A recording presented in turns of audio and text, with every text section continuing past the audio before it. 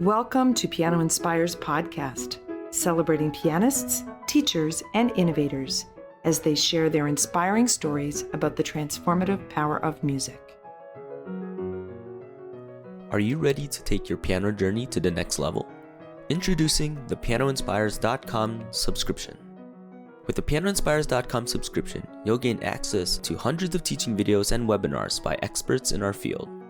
This wide variety of topics is perfect for teachers, students, new professionals, advanced performers, and amateur pianists. These videos will inspire and guide you every step of the way. But that's not all. Your subscription also includes access to Piano Magazine. Dive into each issue packed with the most dynamic content, expert interviews, music, and book reviews, and more to keep you connected with the piano community. Check out pianoinspires.com today and unlock a world of piano teaching, learning, and performing. For more information, visit pianoinspires.com/subscribe and use coupon code podcast15 and subscribe today for less than $3 per month. Thanks for listening to the Piano Inspires podcast and enjoy the episode. Hello, I'm Andrea McAlister, and I'm the Director of Digital Programming for the Francis Clark Center. And I am so pleased to be joined today with Jeremy Siskind. Jeremy's an accomplished jazz pianist and composer, a top finisher in national and international jazz piano competitions. Siskind is a two-time laureate of the American Pianists Association and the winner of the Nottingham International Jazz Piano Competition. As the leader of the Housewarming Project, Siskind reimagined the concert experience by creating more than 150 in-home concerts in more than 25 states.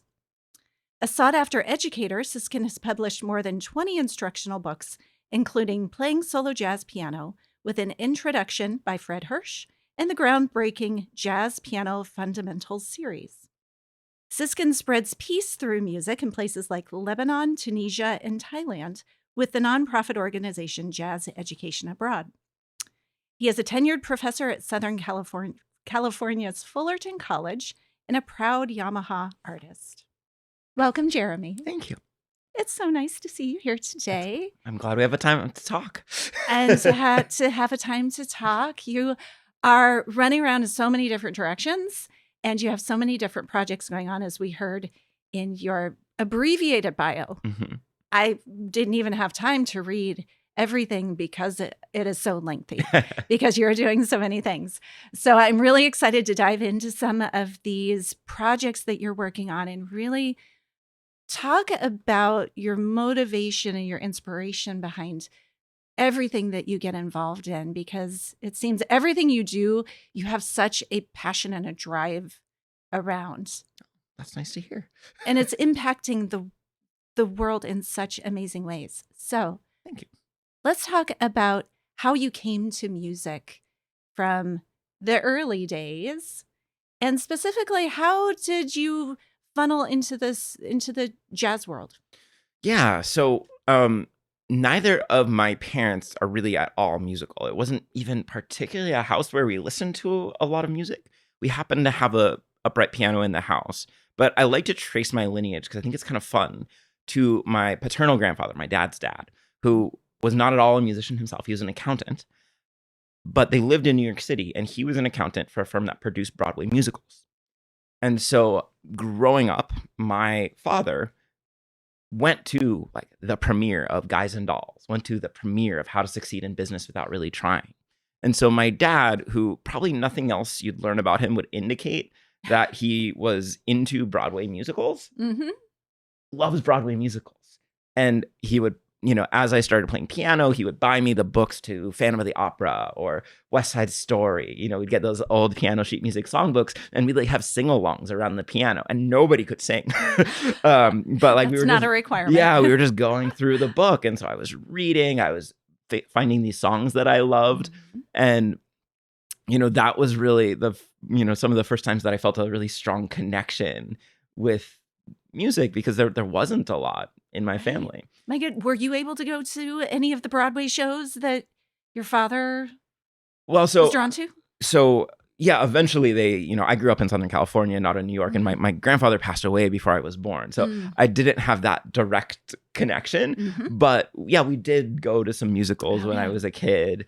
And it's always been a dream of mine, one of my like bucket list dreams, to write a musical. So hopefully someday that's on the list. That'll be the next interview. Yeah, exactly. We'll have to reconvene when my version of Hamilton 2 comes out.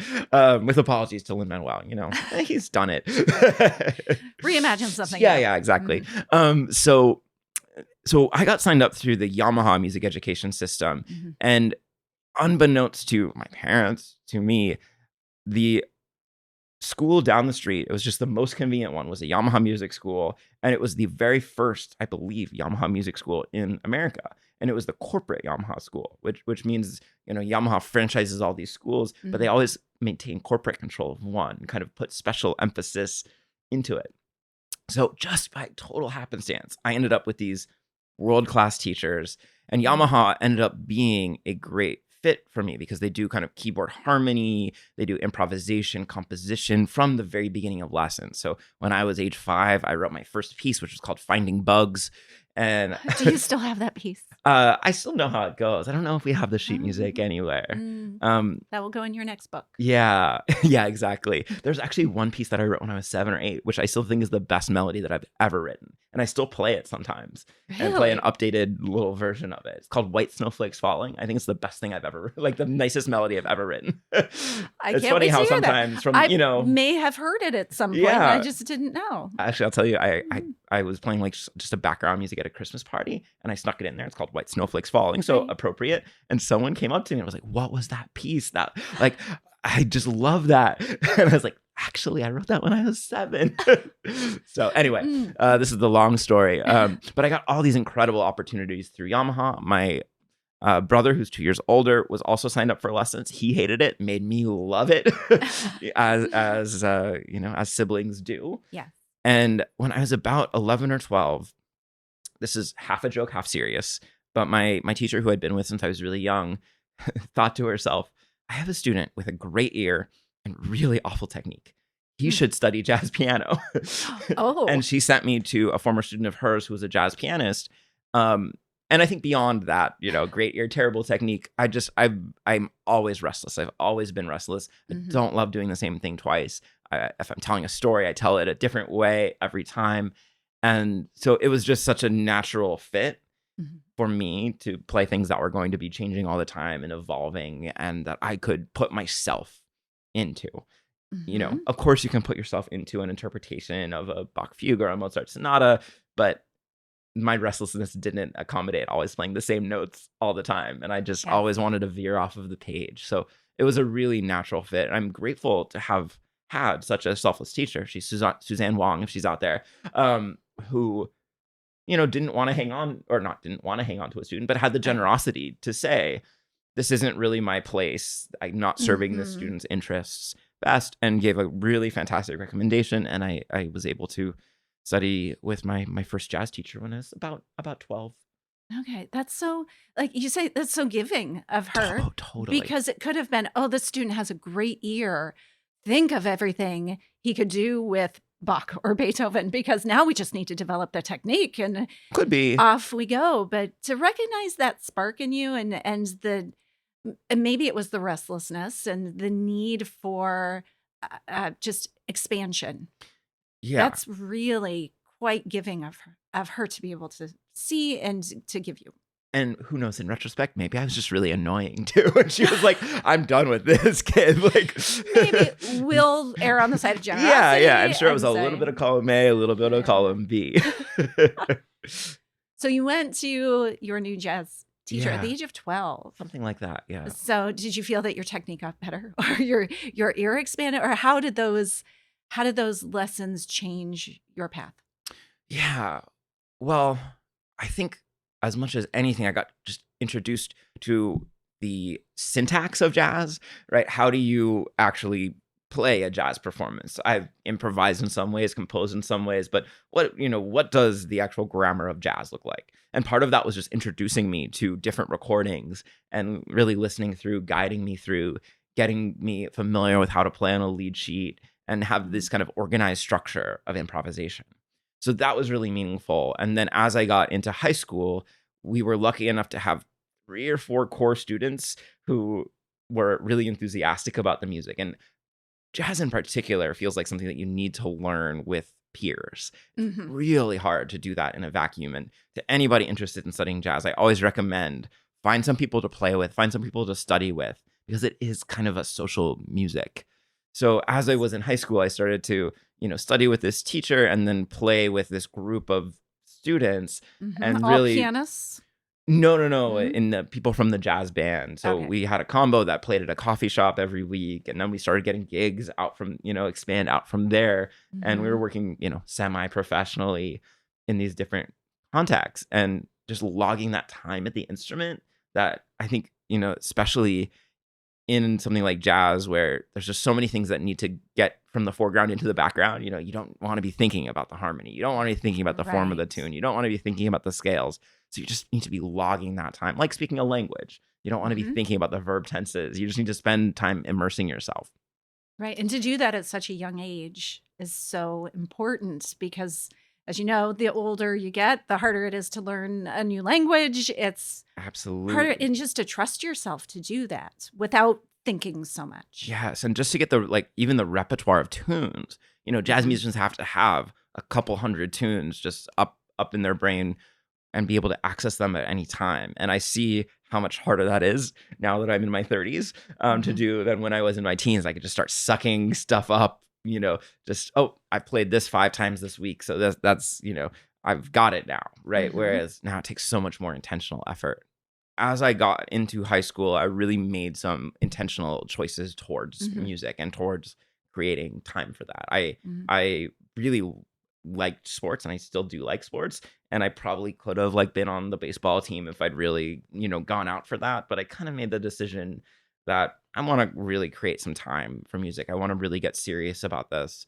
And, I had some really good voices in my head saying, this is a really difficult career and it's really hard to make it. And you really need to be the best of the best in order to make it. And I started taking that really seriously instead of, instead of taking that as a sign to give up. I took it as a sign to redouble my efforts and to Yes. really find a way to clear a path to have lessons. Because it's really hard, especially, jazz pianists, you don't, the good ones, I Hmm. think, don't stop taking classical piano lessons, right? You Hmm. still need to focus have that time to still just be focused on the instrument.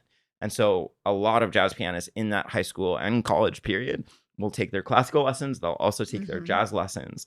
And so that's double the time in lessons. That's double the practicing hypothetically. And it is really hard to juggle those things. It takes, I see the struggle for my jazz students to do everything. And it's Hmm. really tough. Right.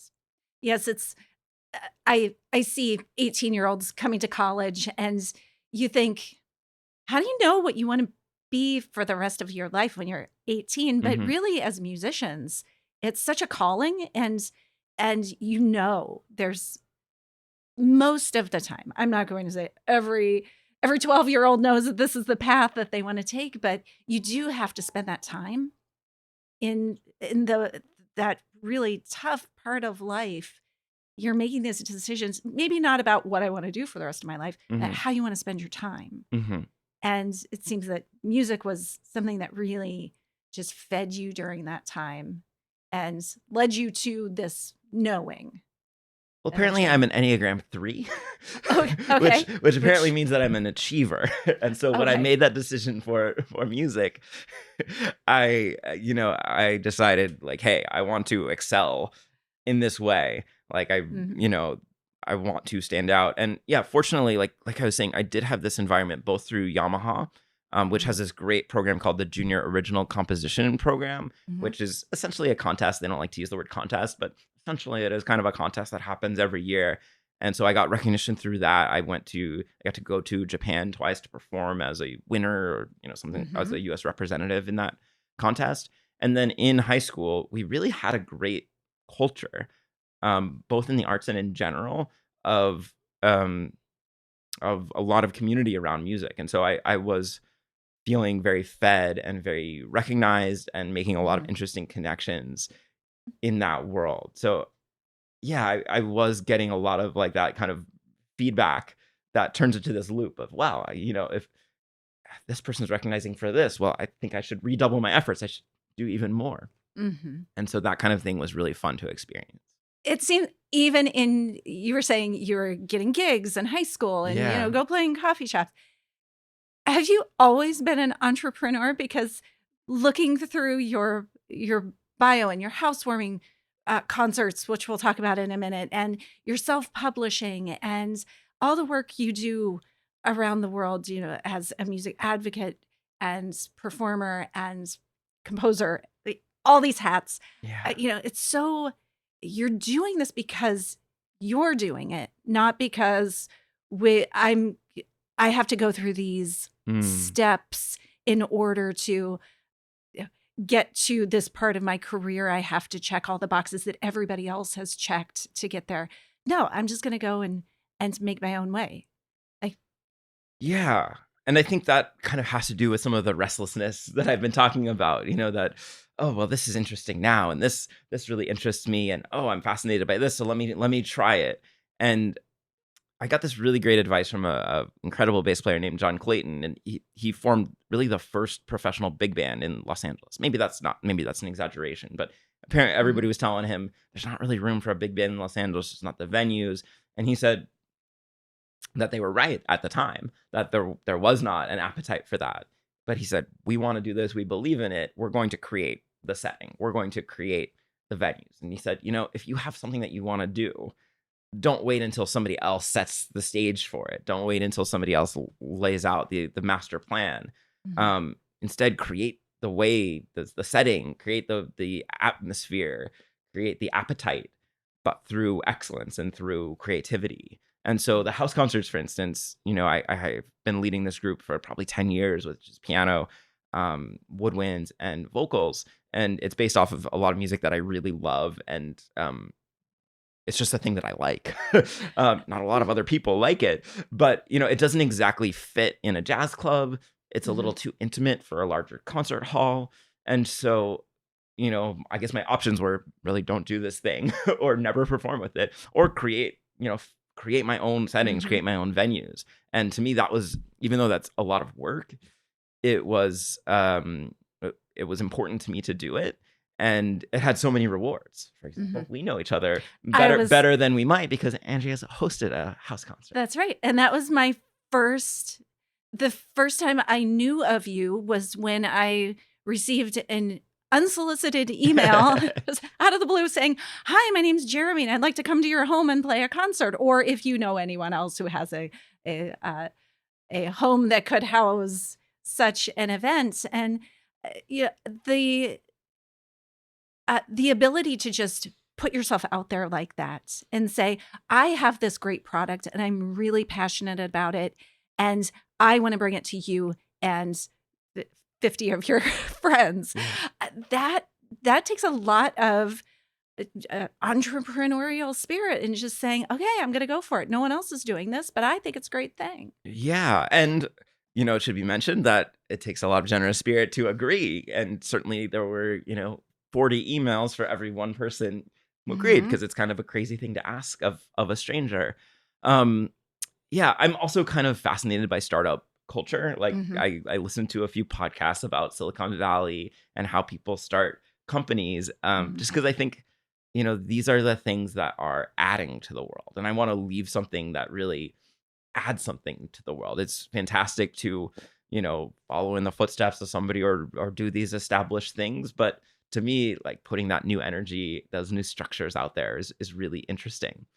And, I had this great, this is semi-related, but I had this great opportunity. I've written a lot of publications for Hal Leonard, and I loved working for them. And then they would send me out to promote their products, to talk about my books. And so I would get all of these questions from piano teachers. And those were such great inspiration because, you could look at the landscape and you could think there's so many products out there. There's so many books. There's so many websites. There's so many solutions. There's so much content. Yes. And yet you get these questions and there's all these things that people want that don't exist yet. There's all of these open-ended questions. And so in terms of like my books, everything that I've made, or nearly everything, is somehow an answer to a question that I've gotten. It's like, oh, you're right, that resource doesn't exist in the form that it might. And so, to me, part of that entrepreneurial spirit is also just figuring out, how can I be useful? What do people need that is not out there yet? And, am I the person who can provide that? Sometimes not, but sometimes, I am able to be this ambassador from the jazz world to the piano teacher community, or to the amateur pianist community, and that can be really fun. Well, and I think that's what I really want to ask you is that you grew up in this jazz tradition, and I've heard you perform many times, and it's just inspiring to listen to you perform. You've given so much through just lectures and meeting with teachers, and like you said, really meeting with them and saying, well, you need this. I'm going to create these books for you because you asked that question. So here's a whole book because you asked this question. What is it about that connection that you're making with the educational community that's so important to you? Well, first of all, it's very nice. I feel like I receive so much more than I give, and I think I'd be ingenuous if I didn't say that there's also a capitalistic element to hearing, oh, that's what people need, so that's what I'll provide, and and it's hopefully a positive feedback loop for everybody, that people are getting what they want. I think for me, performing runs the risk of being very egocentric. I think performers can be extremely giving, and this is what I loved about the house concert series, is we were reaching different audiences who maybe didn't know that they wanted to come to a concert and experience this music. But performing often can be just flexing your muscles and saying, well, look at me, I'm out here, I'm playing the same repertoire that everybody else is playing, but I can do it faster and better. In the best cases, we don't feel that way at all, right? In the greatest performances. But finding the perfect venue to present and actually be of service there is difficult. And so I do really like feeling that I'm of service. And like I said, being kind of an ambassador from the jazz world to the piano teacher world, or to amateur students, has really made me feel useful in my career in ways that some days performing does feel really useful. At its best, you have a performance and people come and say, I was having a tough day and I heard this performance and it really turned my day around, or it really inspired me to pursue my project. But other times you're performing and, people are kind of looking at their watch and saying, how much should I pay for this show? and when's it going to be over? And boy, I'm just doing a favor to be here.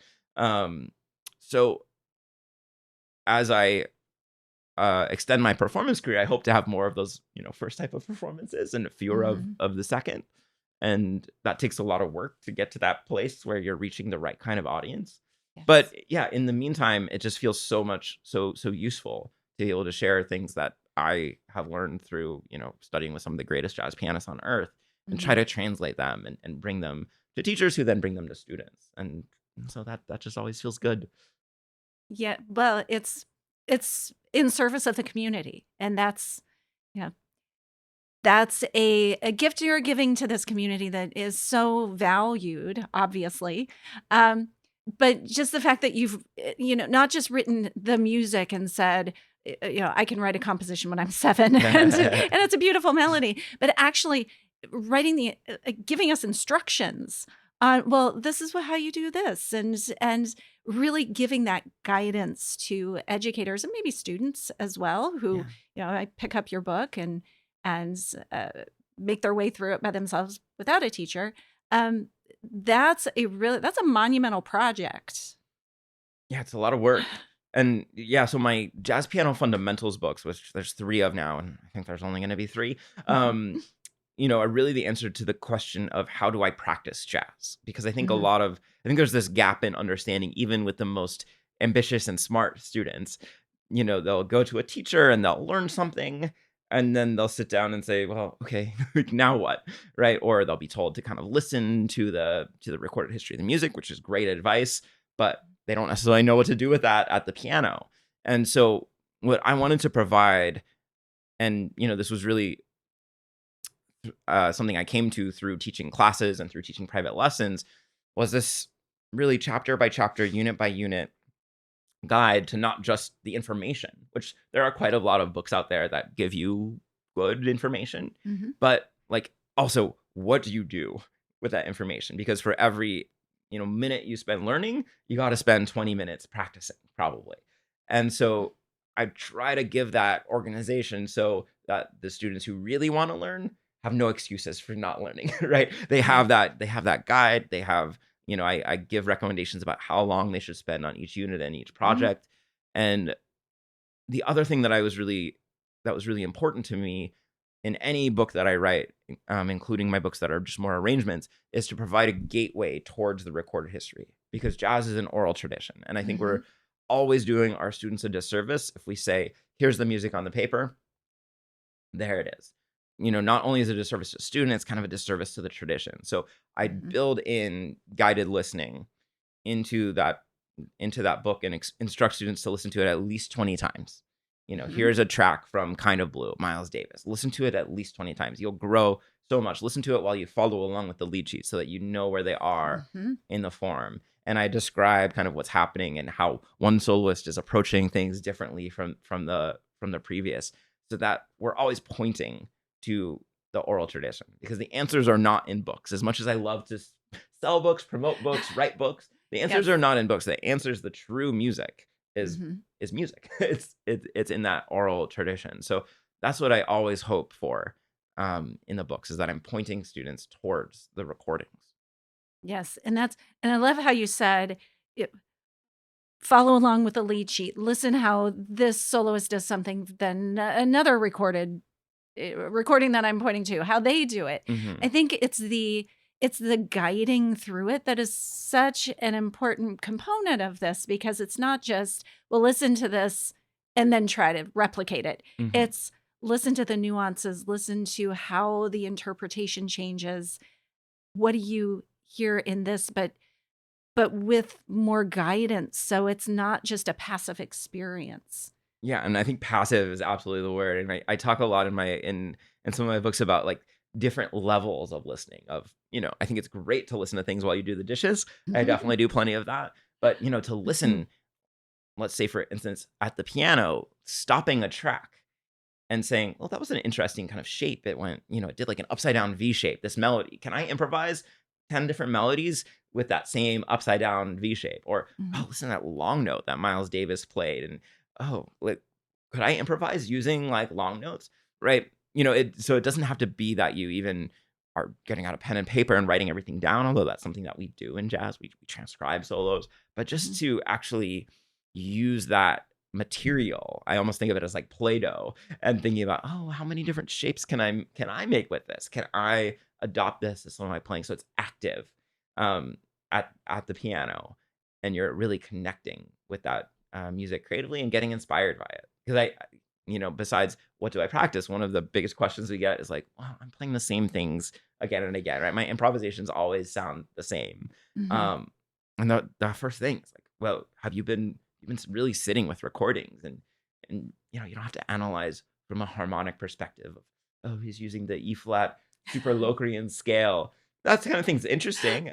But there's all this stuff with articulation and shape and rhythm, and how one phrase connects to the next one, that you could do without being a jazz theory expert, that can get you unstuck and get you can get you inspiration and motivation towards that next thing. And it sounds like you're talking about your restlessness really helps. I think the restlessness of, oh, well, that was fine, but what are 20 other ways I could do this? Absolutely. Has really served you well when it comes to your performing and listening and reflection on what you do. Yeah, and one of my mentors, I know someone, Tony Caramia, talks about asking what if questions. To play a phrase and that ask, what if it was steps instead of it was skips instead of steps? What if it was long notes instead of short notes? And I love integrating that for my students, because it just unlocks so many different possible elements. And I think the best improvisers lead with their ear. Right? We can do all the thinking, we could do all the muscle memory work, but we need to lead with our ear. And so if we're not engaged from that oral perspective, nothing else quite works, is my Hmm. experience. Well, and I think we can, you're making this bridge to, we'll say, more traditional piano pedagogy. Hmm. So if we want to put it under that umbrella, Hmm. um, even traditional performers should be asking those what if questions, and we Right. should be leading with the ear. So there's so many ways in which the work you do, with all of the materials that you are providing for teachers and students all over, can be applied to so many things, not just I want to learn how to play jazz piano. Yeah, I think so. There's some people who are like, everybody should learn how to play jazz and improvise. I don't think everybody needs to. I think there's some very successful, fantastic, life-giving classical pianists and musicians who've never touched jazz and don't care Hmm. for it. But I think more and more people are finding that it's expanding their voice, whether they have the intent to perform, to improvise in a Hmm. performance or not. I'm sure there's plenty of pianists who would be horrified to improvise in a performance, but maybe are learning that, finding their own voice and experimenting with what if things went a different way is giving Hmm. them new appreciation for their repertoire, is giving them new appreciation for the sounds that they're making, and is really enhancing what they do. So it's kind of cool. I think, talking about traditional piano pedagogy, I know for years and years and years, a lot of great pedagogues have fought to put improvisation and composition, in these off-page activities and bring it into this like legitimacy within the Hmm. piano pedagogy world, even though traditional pedagogues are maybe resistant. I'm thinking of people like Bradley Soash and Forrest Kinney and Tony Yes. Karamia Hmm. and people who have just done so much work to elevate the status. And I feel fortunate to now come in at a moment where we could say, okay, people do mostly accept that improvisation is useful for just about any student. And now I get to say, well, how do we get them to improvise better? Yes. Right? Not only, okay, are we going to get them an experience, but we want to actually teach them about how music works through improvisation and get them to be able to execute it. Because that's like the Right. highest level of mastering any theory concept, right? Is to be Hmm. able to actually create something new. And especially if you can create it spontaneously using that theory concept. Hmm. So like I find that my duty here in terms of continuing on the legacy of those folks and others is now taking it not just like, okay, let's put our hands on the black keys and let's make something pretty. It's saying like, okay, how can this be better? How can we actually Hmm. get them making music and playing better melodies and playing with more consciousness and with more variety? And to me, that's where I see my role in this community. Hmm. And your restlessness helps with that because there's always variety. There's But always more to do. really, I think it's interesting because if you look at the history of the piano repertoire, the composers we know and love were improvisers. Right. They didn't have the score and say play everything, note for note. They expected that there would be improvisation. They wrote space for improvisation. And somehow we got away from that, and Hmm. it all became about you will play this note perfectly, and that is the score because that is what Bach intended. And yes, we should be able to do that.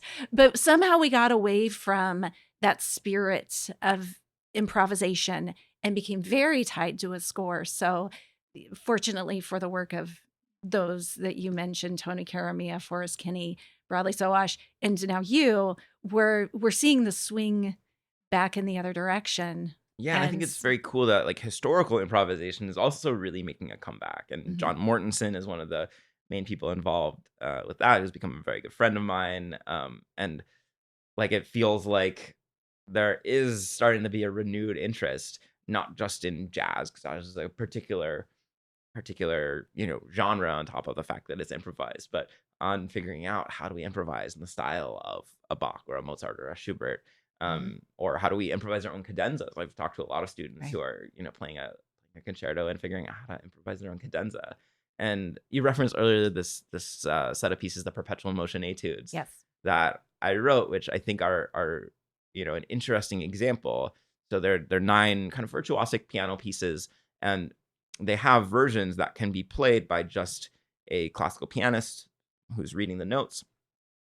But each one has what I kind of talk about as an off ramp, where you can go off script and improvise and then kind of return to the written material. And so I play them, and I play the written out material. I improvise in the middle, but I've also, as you referenced, play them as duos with students and with other colleagues.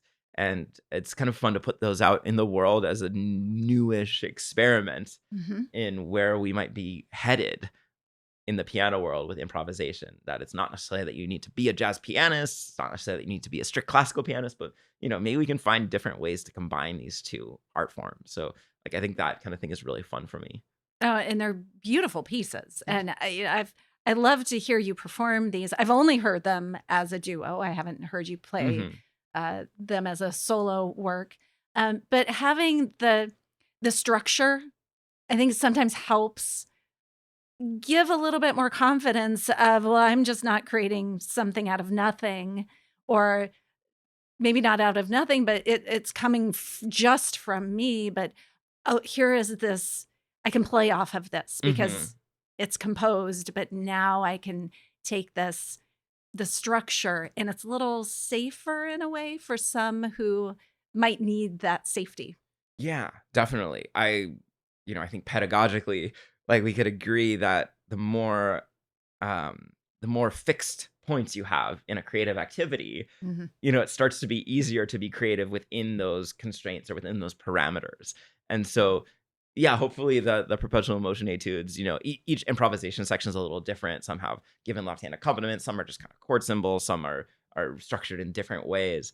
Um, but yeah, I totally agree with you that the more parameters we could give somebody on a creative activity, whether it's an improvisation or a composition, you know, it does the reverse of squashing the creativity, right? It Right. allows something to kind of bloom out in a really fascinating way. So I think that's a good insight. Exactly. Very well put. I did want to ask you about the work that you've done in Lebanon, and I don't know if you're continuing to do that work, but I know recently you've done some work with students through a program there. Can you talk a little bit about the work you've done and the impact? Yeah, absolutely. So there are a couple of different organizations, but principally there's this organization called Jazz Education Abroad. And I've gotten to go to China, Thailand, Lebanon, Cyprus, Tunisia, and teach jazz. And jazz is, as Duke Ellington would put it, America's classical music. But jazz is a quintessentially American music, and so the mission is always to teach people about hopefully one of the best parts of American culture.